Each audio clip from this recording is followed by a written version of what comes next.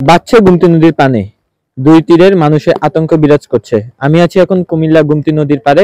আর দর্শক, আপনাদেরকে যদি আমি দেখাই রাখি, কুমিল্লার টানা 2 দিনের বর্ষণের কারণে কুমিল্লা গুমতি নদীর পানি হঠাৎ বেড়ে গেছে। আসলে এদিকে ভারতের ত্রিপুরা রাজ্যে টানা বৃষ্টিতে বন্যার পরিস্থিতি সৃষ্টি হয়েছে এবং কয়েকটি স্থানে রেড অ্যালার্টও জারি করা হয়েছে, আর যা আতঙ্কের কারণ হয়ে দাঁড়িয়েছে আসলে কুমিল্লা গুমতি নদীর দুই তীরের মানুষের সাথে। এদিকে আসলে পানি বৃদ্ধি পাওয়ার গুমতির চরে বসবাসরত মানুষের নিরাপদ স্থানে সরিয়ে নেওয়া হচ্ছে। তবে এখনো পানি বিপদসীমার প্রায় 2.8 মিটার নিচে রয়েছে বলে জানিয়েছে পানি উন্নয়ন বোর্ড।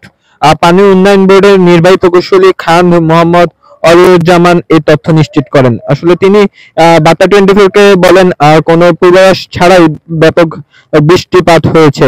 কুমিল্লার যে এত পরিমাণে বৃষ্টি হওয়ার কথা ছিল না।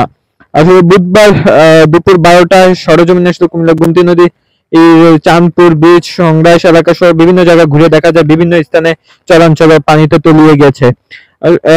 আসলে আমরা এখানকার স্থানীয় একজন বাসিন্দার সাথে কথা বলছিলাম। আসলে তিনি বলছিলেন সকালে ঘুম থেকে উঠে তারা দেখছেন যে পানি, আসলে তারা আতঙ্কে তাদের দিন কাটছে। আমি যদি এখন একজন স্থানীয় গণমাধ্যম কর্মীর সাথে কথা বলি, আসলে এখানকার কুমিল্লা গুমতি নদীর আসলে সর্বশেষ পরিস্থিতি সহ সারা জেলার পরিস্থিতি জানতে।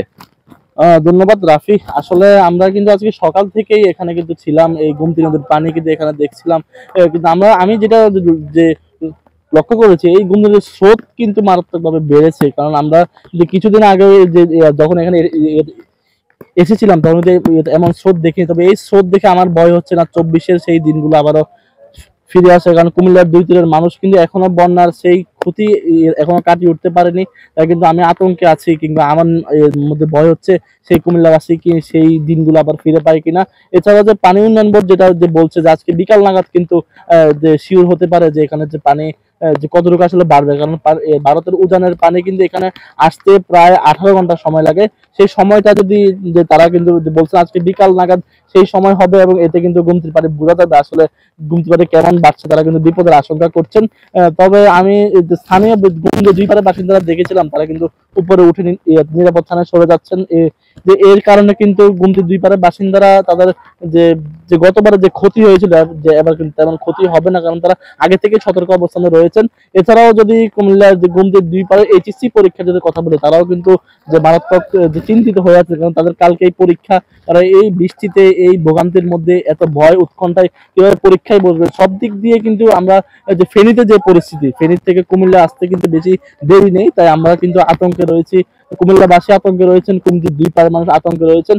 সেই দিকটা যেন আল্লাহ যে আমাদেরকে রক্ষা করেন, তারা আমরা এটাই দোয়া করবো। তো আমি এটাই দেখেছি।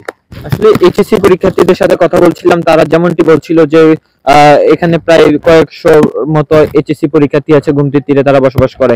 আসলে তারা কিন্তু আতঙ্কে দিন কাটাচ্ছে। মূলত এই ছিল আমার কাছে কুমিল্লা থেকে সর্বশেষ পরিস্থিতি।